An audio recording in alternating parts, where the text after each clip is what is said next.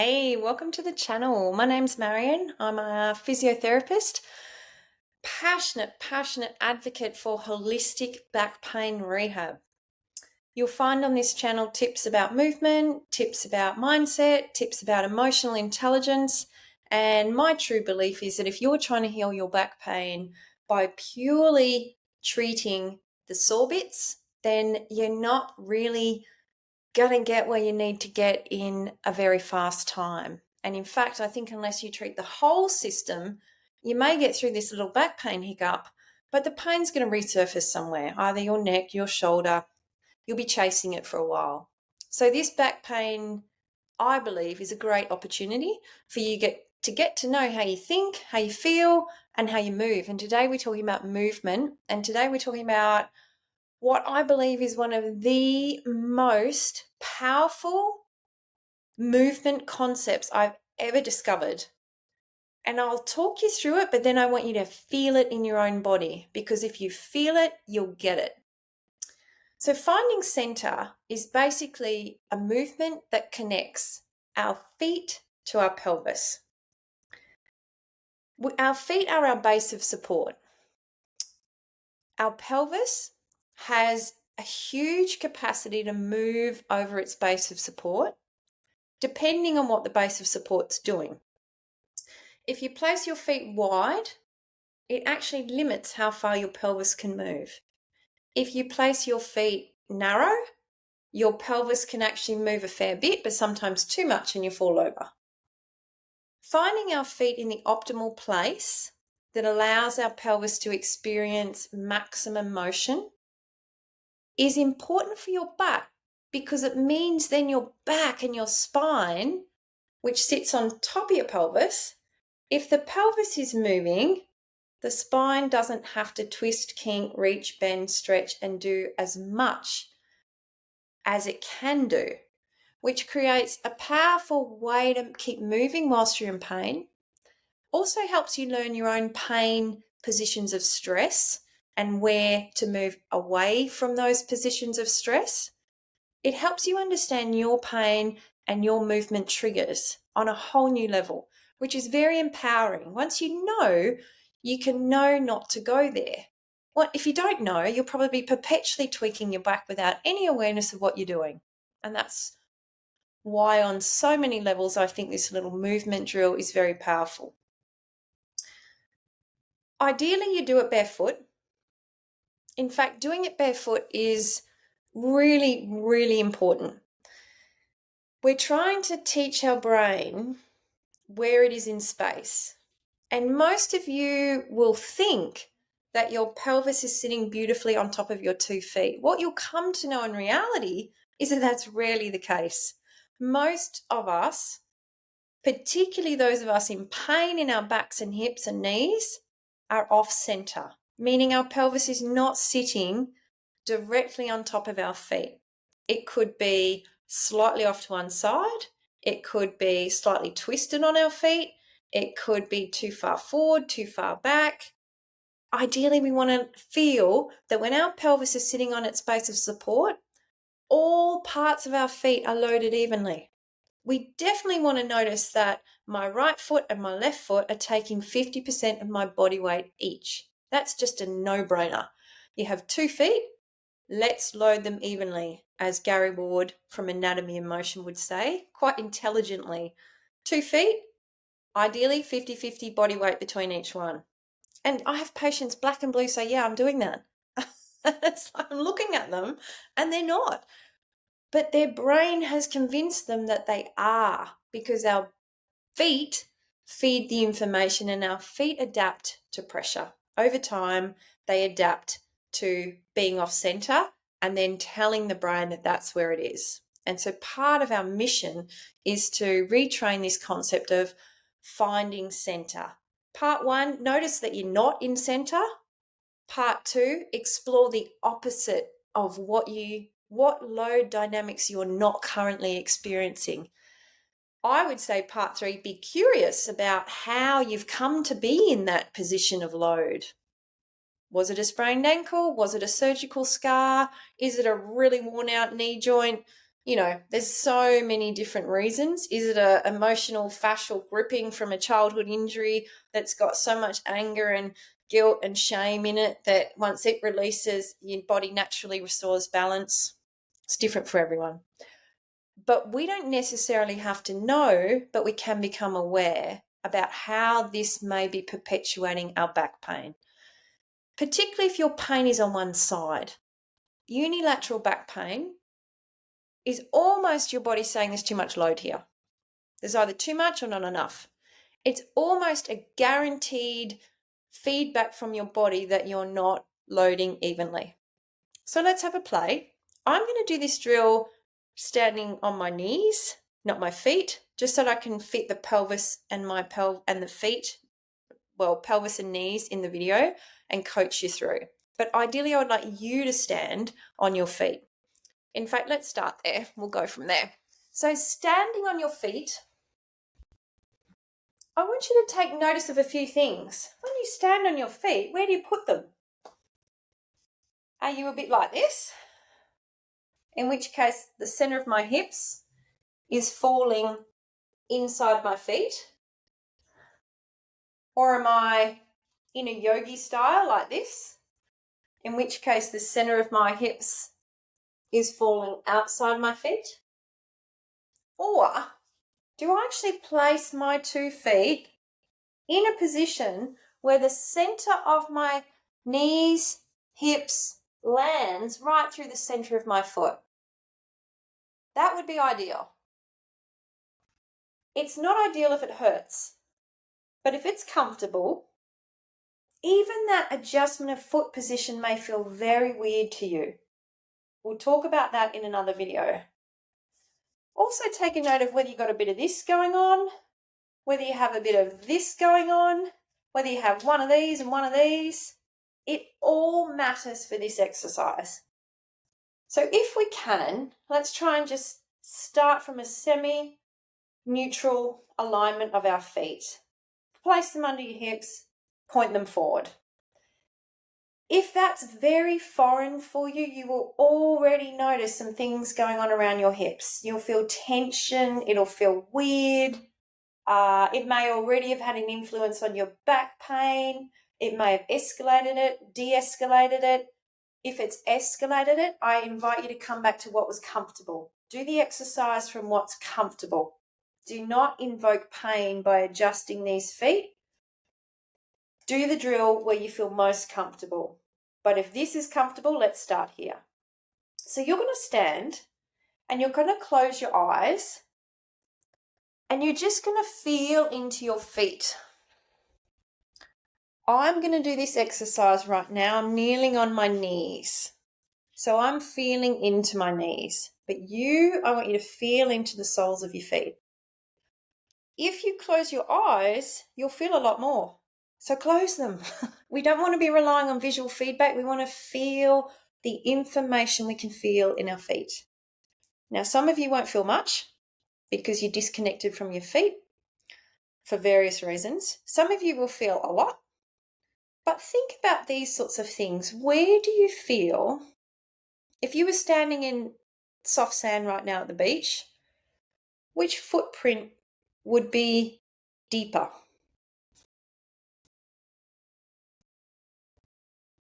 Where in that footprint would be deepest? Do the footprints feel different on any level? And if so, try and isolate what's different. Can you feel your heels? Are you loading the same part of your heels on each foot? Would you be on the outside, the middle, or the inside of your heels? And what about your toe tips? Can you feel all 10 toe tips on the ground, or do you not feel any? Or do you feel 3 are up, 2 are down? What about your big toe? Is there any contact there? Is it different, left and right? Do you feel safe with your eyes closed, loading your feet? Or are you a little bit hesitant? Do you feel wobbly? Do you feel like you're swaying a little bit and hence you need to keep your eyes open? Do you feel your toes are gripping a little bit? Are they relaxed or are they tending to claw, depending on where you wobble to? All of this feedback is information. All of this information I can relate to your back pain. Once you look at someone trying to simply stand on their feet and notice where they're loading, there's so many clues about your structure and what's going on for me, but that doesn't help you feel what I'm seeing or wanting you to get. So let's say you had a dominant finding from that 2-minute assessment. Let's say you noticed your right foot felt heavier. Or you might notice the right foot felt flatter, more of it was in contact with the earth. Or you may have noticed there's a lot of load in your heels, but there's not much in your toes. Wherever you have a lot of load would indicate your pelvis is sitting.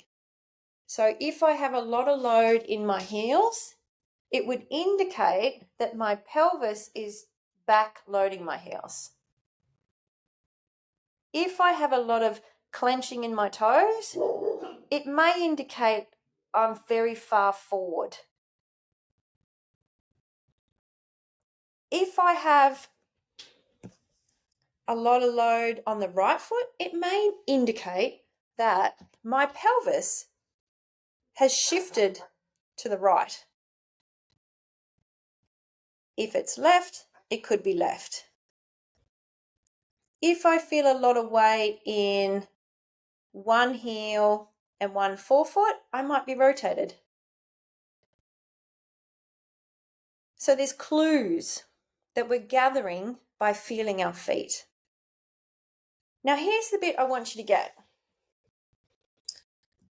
If you are not centering this pelvis of yours in its base of support, that has impact on your spinal motions.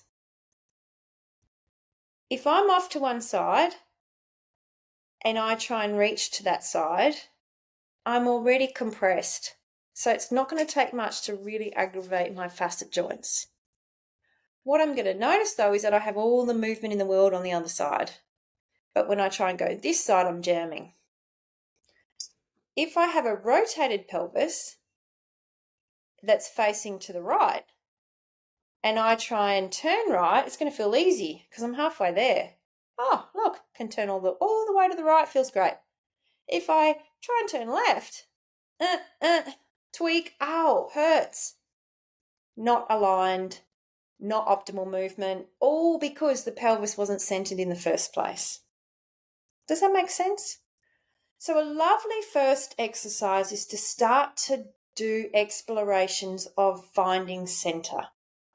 So you stand, you close your eyes, and I invite people, first of all, just to notice where they statically land. What's your first point of contact?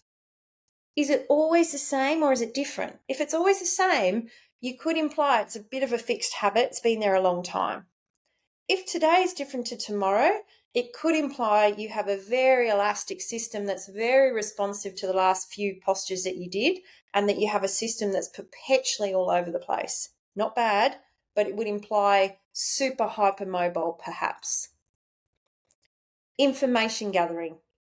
Nothing's right, nothing's wrong. We're just being curious about what are my habits? What do I do? It's not rocket science that if I have a bias towards my right foot, it might be cool to start experiencing a shift to the left foot. Because when I shift even 2 centimeters, I completely change the joint spaces in my lower vertebrae. Completely. It might be cool that if I know I'm stuck in my heels, that I start to notice what it's like to feel some weight in my forefoot. Because that completely changes your spinal alignment. You may go from extension into flexion just by moving your pelvis forward or back. Can you get the picture? So as a very baby step to starting to explore this connection between our feet and our back, I would invite you for a few minutes a day, barefoot, shut your eyes, start to trace some circles of your pelvis around your feet. Even that movement people do very differently. Some people lock their rib cage when I ask them to do that, and they just move their pelvis, which will create a lot of shearing in the back. Some people will move the whole lot, which involves hip motion but no spinal motion. So it's probably a safer place to start exploring. Not saying the other movement's bad, but just one involves lumbar motion, one doesn't. So start to explore your circle. I want you to notice things like, is it a circle or is it an elliptical? Is there a quadrant on the circle that you actually skip over? If you have a circle and you can access all areas and you feel safe accessing all areas, that is one of the best ticks for quality movement I can give someone. The bigger the circle, the better access to your base of support, the less spinal motion you need, which is super important if you have damaged tissues in your back. In my opinion, learning how to move from a pelvis that have access to a base of support will give you far much more pain relief, and it will create an environment in which your back can actually heal without being tweaked every 5 minutes because you move in a way that constantly pokes an angry bear. That will give you far more bang for your buck than training your core. 100%. You can't out-muscle alignment. If you're not aligned, then the strength is not going to fix that. You'll be strong, but you'll still be in pain because you haven't addressed that the foundation is not centered. And the irony of this idea is that centering protects not just your back, it protects everything. Your hips. If I'm off on one side, I'm going to wear out that hip. I'm going to wear out that knee. If I center, all of a sudden I've got two hips that are evenly loaded. Hallelujah, they're happy. I will caveat this by saying finding center is not always possible. I've had people that have one leg shorter than the other. I've had people that just have an exquisitely sore joint on one limb and they intentionally choose to be off it because it hurts to be on it. And I get that. We don't live in perfect worlds in our bodies sometimes. Sometimes we just have to find the path of least resistance in our physical structure. But for those of you that are curious about the bits you're missing with your back pain rehab, if you're not doing your strength work from a centered alignment, you're locking in some pretty, I would say, things that are going to be harder to reverse later. So in my method, I start with alignment first. I start with finding center. And training your body to be in center requires sensory stimulation of the foot receptors that haven't been active to date.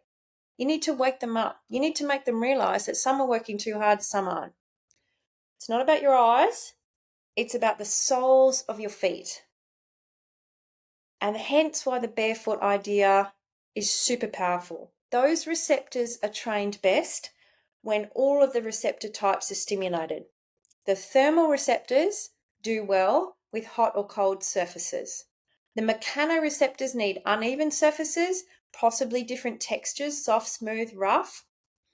There's other receptor types. God knows, I've forgotten what they are. I know there's 4.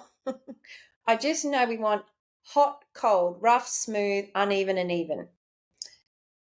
Playing with that motion a few minutes a day with the intention to become familiar about where do I tend to load as my default habit, that's something I've done for years. My brain thinks that's the middle. It's a neuroplastic adaptation. I can change it once I'm aware of it. And the way I would change it is to intentionally place my pelvis in different parts of my foot. When you place your pelvis in those underutilized parts of your foot and you connect with your eyes closed, and you feel safe and you reassure your body that actually it's safe to be here, body. I don't even know why you went away from this part, but let's come back to it and let's see if it feels safe for me right now. I never advocate moving back to center if it increases your pain, because that's just not smart. It might be that we can't find center all at once, but that we can find another part of the circle to explore that doesn't hurt your back.